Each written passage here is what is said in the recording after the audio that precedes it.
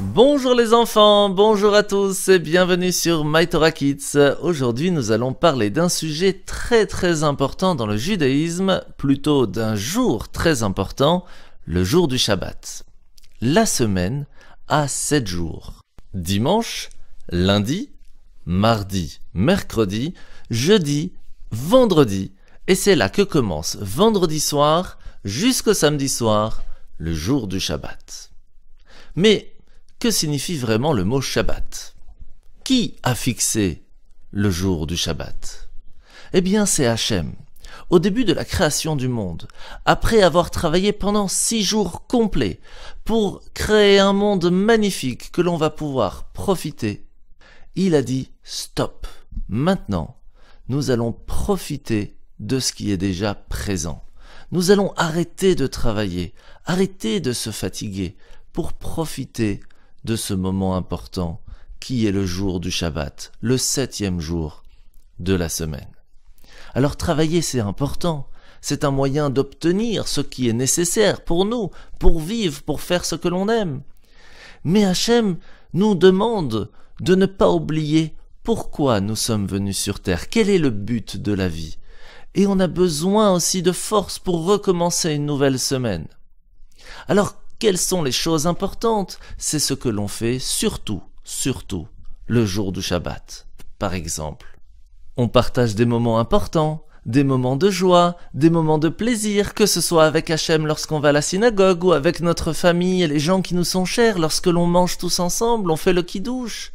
Et lorsque l'on met de côté toutes nos occupations, nos inquiétudes, tout ce qui est lié au travail de la semaine, nous ne sommes pas perturbés pendant ce merveilleux moment et on profite d'un jour très fort, un jour de lien avec la famille, d'un lien avec Hachem, le jour du Shabbat. La question que l'on peut se poser alors, comment faire pour profiter d'un super Shabbat? Tout d'abord, il faut se préparer pour que Shabbat se passe bien. Par exemple, vendredi, la veille de Shabbat, on va préparer la maison, on va ranger sa chambre, on va faire son lit, on va passer un coup de balai, on va aussi bien sûr préparer des bons repas pour la table du Shabbat. Bien sûr, il est important d'être propre, on va faire une douche, on va s'habiller de façon très jolie en l'honneur du Shabbat. On va s'habiller avec de très beaux vêtements. Et lorsque tout est prêt, les mamans et les jeunes filles vont préparer les bougies de Shabbat, allumer les bougies de Shabbat avant que Shabbat commence. On va pouvoir s'installer à la table de Shabbat avec une belle nappe blanche en l'honneur du jour de Shabbat. Et pour pouvoir commencer ce bon repas, on commence avec le kidouche sur une coupe de vin et on le fera le vendredi soir et le Shabbat matin, le samedi midi. Après le kidouche, on ira se laver les mains, faire netilat yadaim, puis prendre les 2 chalot et faire la bénédiction à Motzi lechem min haaretz. À la fin du Shabbat, après avoir bien profité et même mangé un 3e repas appelé la Seuda Shelishit, nous ferons la Havdalah pour faire la différence entre Shabbat et les autres jours de la semaine, qui resteront imprégnés de la sainteté du Shabbat et que nous profiterons toute la semaine de la lumière et de l'énergie du Shabbat. Tu sais, le jour de Shabbat a une sainteté très spéciale. Nous rayonnons d'une lumière particulière parce que Hachem nous donne ce que l'on appelle en hébreu une neshama yetera, une âme supplémentaire en l'honneur du Shabbat. Et c'est une des raisons pourquoi on doit faire attention de ne pas travailler, pour ne pas être perturbé, pour vraiment se concentrer à être attaché, à vivre pleinement cette journée si importante du jour de Shabbat. Mais alors, comment peut-on savoir aujourd'hui ce que l'on peut faire ou ne pas faire le jour du Shabbat? Revenons un peu dans l'histoire. Lorsqu'après la sortie d'Égypte, après avoir reçu la Torah, Hachem demande à Moshe Rabbeinu de lui construire un palais, un temple, appelé à ce moment-là le Mishkan. Il lui demanda et lui ordonna de ne pas le construire le jour du Shabbat. C'est tellement important de ne pas travailler Shabbat que même pour construire le palais d'Hachem, le palais de Dieu, on ne peut pas travailler. Car Hachem lui-même se repose. Le 7e jour après avoir créé le monde, nous aussi, nous devons nous reposer. Mais quelles sont les choses interdites?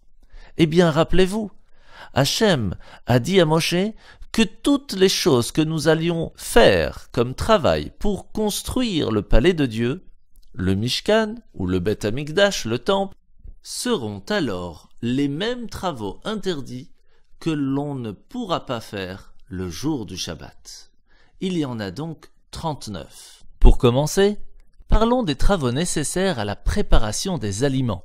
Comme par exemple, pour pouvoir faire du pain, il faut tout d'abord labourer, puis semer les graines, attendre que le blé pousse pour pouvoir le récolter, puis le moudre pour en faire de la farine, préparer la pâte ou cuire le pain. Tout cela sont des choses interdites à faire à Shabbat. Il y en a en tout 11. Lorsque je veux préparer un vêtement, un bel habit, il me faudra pour cela tout d'abord tondre la laine du mouton, ou récolter du lin, puis le travailler, le tisser, le coudre, ou même réparer mon vêtement. Tout cela en tout sera plus de 13 travaux interdits. Si je veux maintenant écrire une lettre, faire un dessin ou effacer, il me faudra tout d'abord préparer le papier ou le parchemin. Il y aura en tout, pour cela, plus de 9 travaux interdits à faire le Shabbat. Mais même pour construire une maison, la détruire ou la réparer, plus de 3 travaux seront interdits le jour du Shabbat. Même porter quelque chose de chez moi jusqu'à l'extérieur ou inversement ramener quelque chose de dehors chez moi à la maison sera un travail interdit à faire le jour de Shabbat. Et bien sûr, pour finir, allumer un feu ou éteindre le feu sont des choses qui sont bien sûr interdites à faire le jour du Shabbat. Mais les enfants, vous vous dites sûrement que tous les travaux que nous venons de parler ne sont pas vraiment des choses que nous faisons encore aujourd'hui. Nous n'avons pas beaucoup de champs à côté de chez nous, ni pour labourer, ni pour semer, ni même moudre du blé pour en faire de la farine. Alors quelles sont les choses permises et interdites le jour de Shabbat aujourd'hui? Eh bien, voici quelques exemples. Nous avions appris qu'il était interdit d'allumer un feu, ce qui veut dire qu'on ne peut pas non plus cuire un aliment. On ne peut pas non plus allumer la lumière, allumer son téléphone, et donc ne pas utiliser tout ce qui est électrique. Comme on a vu tout à l'heure aussi, on n'a pas le droit de porter le Shabbat. On ne peut donc pas prendre son cartable, prendre des bonbons dans la poche, ou même ramener des jouets de chez son copain, chez soi à la maison. Nous avions vu tout à l'heure aussi qu'on ne peut pas tondre la laine du mouton pendant Shabbat. De la même manière, on ne peut pas non plus se couper les cheveux pendant toute la journée du Shabbat. Il y a bien sûr, les enfants, une autre chose qui est interdite le jour du Shabbat. On ne peut ni écrire, ni dessiner, ni même colorier, ou même effacer ou déchirer un papier sur lequel pourrait se trouver un dessin ou des lettres écrites. Ce sont des choses qui se faisaient dans le temple, dans le palais d'Hachem, et c'est donc aujourd'hui, le jour de Shabbat, quelque chose d'interdit pour nous.